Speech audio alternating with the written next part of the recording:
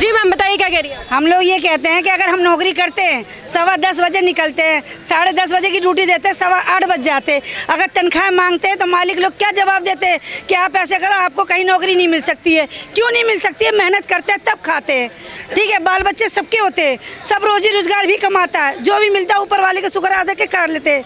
मगर इनको अपने आप को सोचना चाहिए कि हमको 14 साल 15 साल काम करते होंगे, पीएफ का पैसा अभी तक नहीं मिला जाता है। लोट की बदला बदली में कच्ची करी जाती, बोलते 3,000 रुपये तनख्वाह ले लो, नवेड़ा नौकरी कर लो। भाई पहले कहाँ थे तुम लोग हैं? लोट का बदली तो फिर सही हो गई है, पैसा फिर भी आ रहा है, मगर जनता के लिए पैसा नहीं है। तो इसी बीच में जो राहुल गांधी जो भारत जोड़ो यात्रा को लेकर निकले हुए हैं, उन्होंने कहा है कि भारत के अलग अलग टुकड़े हो गए हैं, इसलिए हम जोड़ने के लिए निकले हुए हैं। बेरोजगारी है, भ्रष्टाचारी है, बीजेपी ने आकर पूरी तरह से जनता को और देश को बर्बाद कर दिया है। इस वजह से हमें ये काम करना पड़ रहा है, हमें ये यात्रा निकालनी पड़ रही है। फिर भी जो जनता है वो अंधभक्त बनी। ये बात नहीं कह रहे कि आप अच्छा काम नहीं कर, आप बहुत अच्छा काम कर रहे हो, ताकि ये आवाज तो पहुंचे महात्मा जिसको भी है, मोदी को है, केजरीवाल को है, जो भी यहाँ के नेता खड़े हुए, जिस मर्जी को पहुंचा। मगर जनता को परेशानी हो रही है, ये तो कुछ परेशानी तो समझे कि हम भी बारिश में आते हैं, पानी आंधी तूफान नहीं देखते, फिर भी नौकरी करके दे दें इन लोगों की। इतना करने के बाद भी अगर आप धमकी दे दोगे कि आपको नौकरी नहीं मिलेगी, लड़कों को मिल सकती है, औरतों को क्यों नहीं मिल सकती? काम तो बराबर से कर रहे हैं ना, लेडीज भी कर रही है, जेंट्स भी कर रहे हैं, बच्चे भी कर रहे हैं, क्योंकि उनको रोटी खानी है।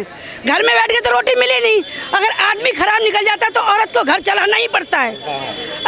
अगर हमारे बच्चे कहते हैं बेटा मम्मी काम नहीं है, पैसा नहीं है, तो ऐसे कर, तू भी जहर खा ले, मैं भी जहर खा लूं, इससे हल तो नहीं निकलता ना। बेटा मजदूरी कर, बेटा दुकान लगा, बेटा गाड़ी चला, मगर अपने बच्चों को रोटी खिला।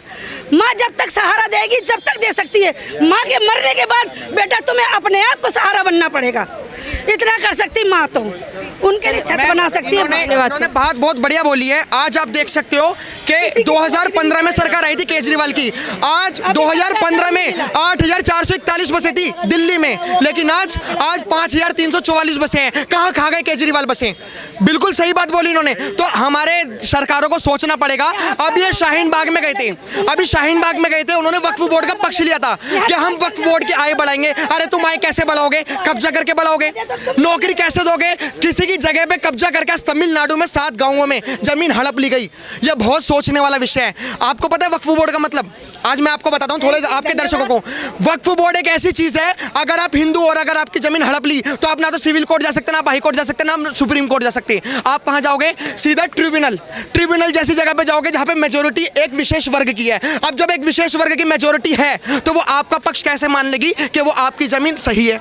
केजरीवाल कह रहे हैं जो मैंने फ्री की चीजें दी हैं, पानी हो गया, बिजली हो गई, बसें हो गई, तो जो फ्री है उसका कहीं ना कहीं पैसा तो कहीं और उन्हें कहीं से निकल ही रहा होगा। सर मैम देखिए, मेरे को बस केजरीवाल की एक चीज अच्छी लगी, मैं अंधभक्त नहीं हूं, मैं भी कह रहा हूँ, बस खाली शिक्षा।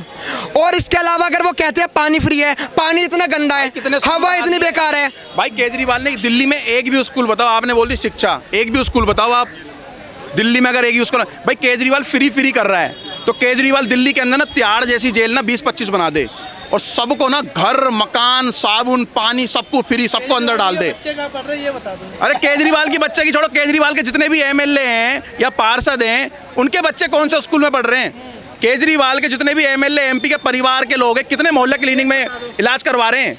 केजरीवाल के जितने भी एमएलए एमपी हैं परिवार है या जितने भी पार्टी के लोग हैं कितने लोग ये मुद्दा है हमारा आज का पीएफआई का, तो जिसके बीच में बताया मैंने कि जो सपा के सांसद है, नहीं तो मैम आगे थे इसलिए बात के लिए थे हमने। अभी आप देख लोगे 2001 में सिमी जैसा संगठन बंद हुआ है। सिमी एक टेररिस्ट वाला संगठन था और मैं आपको नॉलेज देना चाहता हूं कि सिमी के जो 3 अध्यक्ष थे, जो पार्टी को उन्होंने फाउंडर थे, जो पार्टी को जिन्होंने बनाया था, आज वो सिमी से हटके पीएफआई में चले गए। तो क्या मैं ऐसे नहीं मान सकता कि सिमी के जो जितने भी आतंकवादी थे वो सारे पीएफआई में चले गए? लेकिन शरीफुर रहमान का कहना है कि पीएफआई जो है मुसलमानों की मदद करता है, वो किसी भी तरह का आतंकी हमला या फिर साजिश नहीं रचता है, ना ही वो हिंदू मुस्लिम कराता है। तो मैम लिंक कहाँ से मिल जाते हैं? ये कोई क्रोम का लिंक है, ब्राउजर का लिंक है? ये मैडम आतंकवादी लिंक है।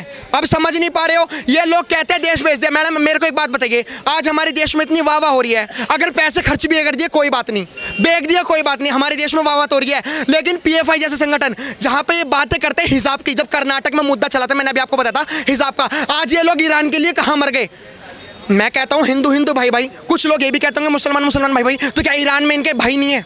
आप बताइए, सिया सबसे ज़्यादा संख्या में, ओवैसी भी सिया ही हैं, तो ओवैसी अब क्यों नहीं बोल रहे ईरान में इतनी महिला अपने हिजाब जला रही हैं? क्या उन्हें आज़ादी नहीं है? क्या उन्हें आज़ादी नहीं है? ये पता क्या कर रहे हैं? हिजाब की वजह से एक 22 साल की लड़की को पीट पीट कर मार दिया गया। मैम आपने तो एक सुनी है, मैंने कम से कम 100 से ज़्यादा औरतों को मरते हुए देखा है। राष्ट्रपति पत्रकार से मिलने नहीं जा रहा, इंटरव्यू नहीं दे रहा क्योंकि उसने हिजाब नहीं पहनने का लगा। लेकिन आप सोच सकते हो, मैं पीएफआई की बात करना चाहता हूं कि जो पीएफआई अपने बंदों को आगे, महिला को आगे करता है और हिजाब का मुद्दा लेके आता है, आज वही पीएफआई 106 आतंकवादी पकड़े जाते हैं नेशनल इन्वेस्टिगेशन एजेंसी।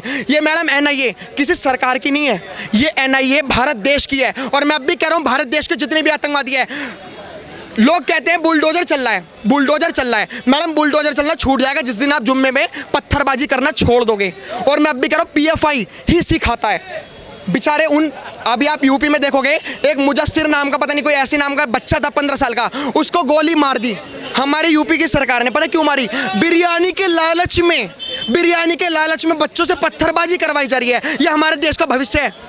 आप बताइए, कुछ मदरसे अच्छे हैं, लेकिन कुछ मदरसों में ये सिखाया जाता है बेटा पत्थर इतनी ग्रेविटी से फेंको, न्यूटन के सारे लो लगा देंगे, आइंस्टाइन के सारे लो लगा देंगे। तो मैडम ये शिक्षा अच्छी नहीं है और ये हमारे देश के लिए शिक्षा बिल्कुल अच्छी नहीं है। सर कहते हैं किसी पर भी आरोप लगाने के लिए सबसे पहले सबूत होने चाहिए, सबूत मिले, इसी वजह से ईडी और एनआईए ने पीएफआई पर छापे मारे, जिसकी वजह से काफी सारे दस्तावेज निकले और यहाँ तक कि एक ऐसा पेपर निकला जिसमें आरएसएस के सदस्य और बीजेपी के नेताओं को मारने के लिए एक ऑर्डर पास किया गया था। बट इसको ना देखते हुए जो विपक्षी दल है वो आरोप लगा रहे हैं कि 2024 के लिए बीजेपी कर रही है, चुनाव जीतने के लिए कर रही है, हिंदू मुसलमान करने के लिए कर रही है। ऐसा क्यों?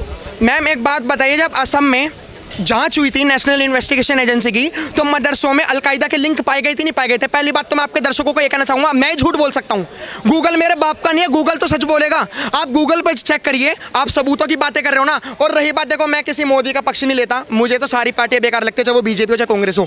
लेकिन मैं एक बात कहना चाहता हूँ, ये जो बातें करते हैं 2024 की कि मोदी ऐसा करवा रहा है, अगर मोदी ऐसा करवा रहा है और आतंकवादी खत्म कर रहे हैं, तो हम तो चाहते यही है कि आतंकवादी हमारे देश से खत्म हो। हम तो 2024 का भी इंतजार नहीं कर रहे, हमारे लिए तो इलेक्शन अभी लिया हो तुम। लेकिन अगर हमारे देश से सारे आतंकवादी खत्म करोगे, मैडम राम मंदिर बन गया, 370 हट गई, लेकिन ये कब तक रहेंगे आप बताओ? ये कब तक रहेंगे? जब तक मोदी जी रहेंगे तब तक ही तो रहेंगे। जिस दिन मोदी हट गए, जय वेटिंग फॉर गजवाई हिंद का फिर वो करो। आज मैडम दुख की बात इस बात से है कि पीएफआई का लिंक 2047 में, लोग कहते हैं क्यों बनेगा हिंदू राष्ट्र, ये देश तो हिंदू मुसलमान सबका है, सिख ईसाई सबका है। इन लोगों की बोलती तब नहीं निकली जब 2047 में इस्लामिक देश बनाने जा रहे थे। क्यों नहीं निकली? यह सेकुलरिज्म इनका तब मर गया, इनका गांधीवाद तब मर गया। ये गोडसे से इतनी नफरत करते हैं, देखो मैं किसी का प्रचार नहीं कर रहा गोडसे का, ये गांधीवाद की विचारधाराओं पर चलते हैं। लेकिन महबूबा मुफ्ती ने क्या कहा था? एक भजन था, ईश्वर अल्लाह तेरे नाम, हाँ, रघुपति राघव राजा राम। इन्होंने इस पे आपत्ति क्यों जताई बताइए? ईश्वर अल्लाह एक ही तो है। ये मैं सेकुलर हूँ इसलिए बोल रहा हूँ, ये मुझे पता है सेकुलर की सबसे पहले गर्दन उड़ती है, लेकिन मैं तब भी बोल रहा हूँ सेकुलर हूँ इसलिए बोल रहा हूँ ये गाना अच्छा है। लेकिन ये महबूबा मुफ्ती को ऐसा क्यों लगा ये गाना बेकार है? जहाँ हिंदू गाय की हिंदू मुस्लिम भाई भाई, लेकिन अगर वही मुस्लिम बोले हिंदू मुस्लिम भाई भाई तो उस पर वो ऑब्जेक्शन उठाते हैं। देखिए मैं अब भी बता रहा हूँ, ये पहली बात तो सारे अच्छे नहीं होते और सारे बुरे भी नहीं होते, लेकिन सारे अच्छे भी नहीं होते, ठीक है? इनको कंट्रोल करने वाला, देखो अगर मैं पढ़ा लिखा नहीं हूँ ना, एक्चुअली जब मैं अपने कोचिंग जाता हूँ ना, और अगर मैं कुछ याद करके नहीं आता और अगर मेरा टेस्ट होता है, तो मैं पता किसके भरोसे रहता हूँ? मैं सिर्फ टॉपर के भरोसे रहता हूँ कि यार ये लड़की क्लास में टॉपर है, मैं इसके भरोसे हूँ। ऐसे ही इनमें हो रहा है। कुछ मदरसों में पढ़ाई तो हो नहीं रही, पत्थर चलाने के काम कुछ है नहीं। अब जब पढ़ाई है नहीं तो दिमाग है नहीं, अब दिमाग है नहीं तो किसी भाई ने कह दिया कि भाई तुम्हारे ऊपर इतने अत्याचार हो रहे हैं। मैडम कहाँ हो रहे हैं अत्याचार? आप बताइए, कोई सरकार की ऐसी नीति आई, कोई सरकार की ऐसी नीति आई कि वो हिंदुओं के पक्ष में ही हो, मुसलमानों के पक्ष में ना हो? मैडम वक्फ बोर्ड 1995 में वक्फ बोर्ड बना। अब आप बात करते हो माइनॉरिटी की कि 16% 15% माइनॉरिटी में, अगर आप वक्फ बोर्ड ही बनाए हो तो बौद्ध धर्म के लिए भी बनाओ, सिख धर्म के लिए भी बनाओ, ईसाई धर्म के लिए भी बनाओ, अगर तुम्हें हिंदू के लिए नहीं बनाना तो, लेकिन सब माइनॉरिटीज़ के लिए तो बनाओ। ऐसा क्योंकि एक विशेष वर्ग के लिए ही वक्फ बोर्ड रेडी है। आप बताइए। तो मैं अब भी कहना चाहता हूँ, ये ना देखो क्या कहते हैं, जब मैं एसएससी पढ़ते हैं ना, जब हमारे टीचर पता क्या पढ़ाते हैं कि बेटा कभी भी ना जातिवाद नहीं करना चाहिए, कभी भी धर्मवाद नहीं करना चाहिए। क्यों? क्योंकि अगर मान के चलिए, अगर मेरे को रिजर्वेशन मिल रही है, अगर मैं दलित कास्ट से हूँ और अगर मेरे को रिजर्वेशन मिल रही है और अगर कोई इसका विरोध करता है तो मेरे को आग लगेगी। पता क्यों लगेगी? क्योंकि मेरे हाथ में कुछ आ रहा है और हाथ में आने से पहले कुछ छिन जा रहा है। तो यही बात, यही चीज़ है कि वक्फ बोर्ड आने से पहले ही इनका छिनने वाला है और हर चीज़ें जो गंजवाई हिंद का प्रोसेस है वो सब छिन जाएगा। और इनकी बोलती इसलिए बंद हो रही है, इसलिए बौखलाए हुए हैं, इसलिए भी अलग अलग संगठनों का निर्माण करेंगे। तो मेरा कहना यह है कि पीएफआई को बैन ही नहीं करा जाए। पीएफआई के लोग जो आतंकवादी संगठन से पाए जा रहे थे, देखो मैडम, कुछ मासूम भी हैं, मैं सबको नहीं कहता मुसलमानों को, लेकिन कुछ मासूम मुसलमान भी हैं जो इनके शिकंजे में, इनके ब्रेन वॉश में आ गए हैं। तो उन्हें हटा के जितने भी पीएफआई के लोग हैं सबको गिरफ्तार करवाऊं, क्योंकि अगर ये बैन हो गया पीएफआई और अगर इसके लोग छूट गए तो ये किसी और संगठन को क्रिएट कर लेंगे। इनको कोई टाइम थोड़ी ना लग रहा है। जैसे सिमी बनाया था 2001 में, बैन हो गया, वो तो हमने डंडा कर रखा था हिंदुओं ने, तब इन कांग्रेस वालों की औकात हुई थी बैन करने की, वरना बैन कर रहे हैं। 1995 में वक्फ बोर्ड, सारा संविधान तो इनका कोडिंग डाल दिया मैडम, सारा संविधान इनका कोडिंग डाल दिया, इसीलिए आज हिंदू पछता रहे हैं। धन्यवाद सर। एक शख्स और हमारे साथ मौजूद है, इनसे बात करते हैं। जी सर, आप अपना नाम बताइए। मोहम्मद इरफान।